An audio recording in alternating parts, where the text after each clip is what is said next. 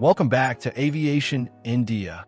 Today we're going to take a closer look at a plane that many pilots start their journey with, but that comes with more problems than most people realize. 5 reasons not to by the Cessna 150. At first glance, the Cessna 150 looks like the perfect entry-level airplane. It's cheap to buy, it's everywhere on the used market, and thousands of pilots trained on it. But behind that friendly reputation hides a list of limitations and frustrations that make it a tough choice for long-term ownership. Stick around, because we're about to break down exactly why this little trainer might not be the bargain it seems.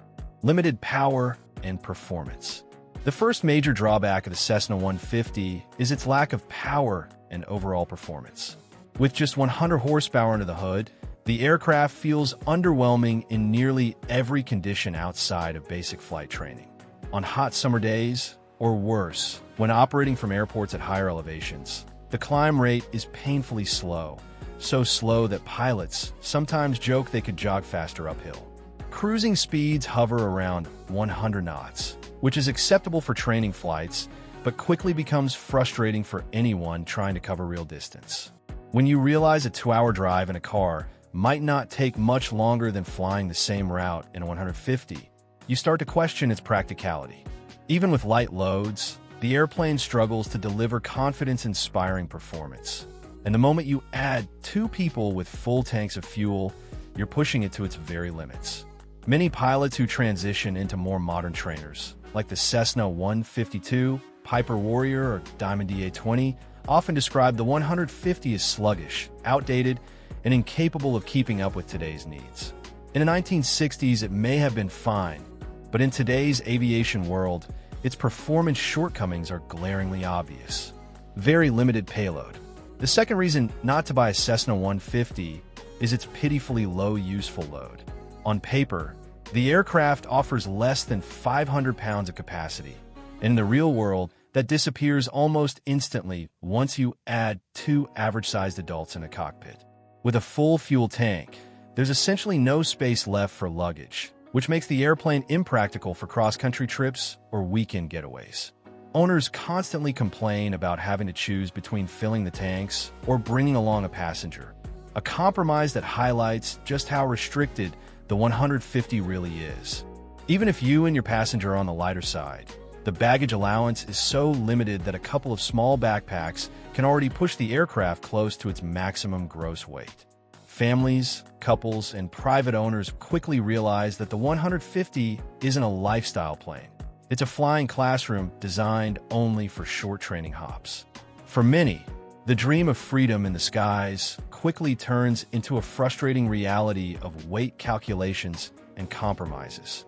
Instead of being a gateway to adventure, the Cessna 150 often feels more like a cage that limits what you can actually do. Dated avionics and interiors. Another glaring issue with the Cessna 150 is just how old most of these airplanes are. Built primarily in the 1960s and 1970s, the majority of them are now half a century old or more. That age shows up everywhere. Faded interiors, worn-out seats, scratch panels, and outdated avionics that feel like they belong in a museum rather than in the modern airspace system. Many still fly with steam gauges only, no GPS, and radios that crackle more than they transmit.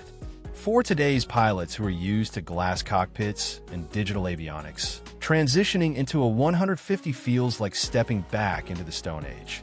Sure, you can modernize it with upgrades, but installing a decent avionics suite can easily cost more than the airplane itself is worth, which makes it financially nonsensical. And even after upgrading, the aircraft still feels cramped, noisy, and outdated compared to newer trainers. While nostalgia has its charm, it doesn't make up for the fact that these planes are simply behind the times, and they make modern training more difficult rather than easier. For many buyers, the idea of saving money with a cheap 150 quickly fades when they realize just how far behind it is compared to modern alternatives. High maintenance for its age. A lot of people assume the Cessna 150 must be cheap to maintain because it's small and simple. But the reality is much harsher. These airframes are old, and old airplanes almost always come with hidden problems. Corrosion, fatigue, and worn-out parts lurk in the background. waiting to surprise new owners. Annual inspections that seem like they should be affordable often reveal repairs that run into thousands of dollars. Engine overhauls are a perfect example.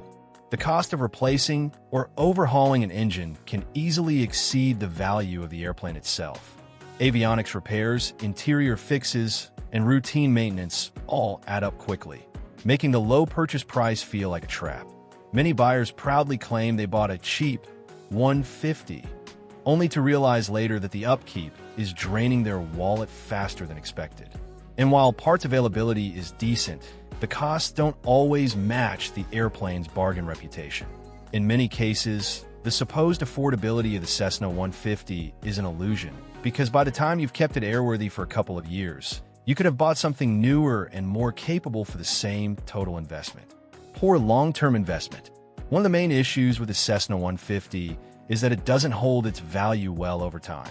With so many of them produced and still flying, the market is saturated, which keeps prices low and limits appreciation. Even though the initial purchase price can look attractive, owners quickly realize that the money they spend on maintenance, avionics upgrades, and compliance often exceeds what the airplane is worth. In other words, you'll likely never recover what you put in when the time comes to sell. Another problem is that required upgrades rarely add resale value. Buyers in the 150 market are usually budget-conscious and aren't willing to pay more for expensive modern panels or updated interiors. This leaves owners stuck with the bill for improvements that don't translate into higher prices. Insurance, storage, and regular upkeep further drain money without improving long-term value. To make matters worse, the 150 competes with more versatile entry-level aircraft like the Cessna 172, Piper Cherokee, and modern light sport models. These alternatives offer more space, better performance, and stronger resale demand. The 150, by contrast, is still seen as a trainer-only aircraft, which limits its appeal once a pilot has moved beyond basic flying. So while the Cessna 150 might seem like a cheap way to get into aviation, in the long run, it often ends up being more of a financial burden than an investment. So, there you have it. 5 reasons not to buy the Cessna 150. Yes, it's affordable, and yes, it has history. But when you take a hard look at its performance, payload, age, maintenance costs, and resale value, it becomes clear that this is not the dream airplane many imagine. If you're serious about aviation, it might be better to save up for something with more power, more flexibility, and fewer hidden costs. Would you still consider buying one? Or do you think it's better left as a training relic of the past? Let me know in the comments below, and don't forget to subscribe to Aviation India for more no-nonsense aviation content.